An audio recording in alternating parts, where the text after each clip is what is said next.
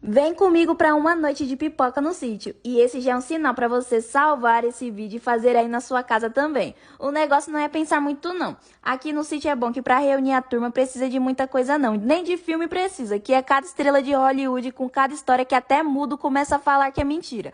Escolhe bem os sabores que você mais gosta e coloca a mão na massa, que não pode perder tempo. No micro-ondas é rápido, é prático, é gostoso, sem condições, minha gente.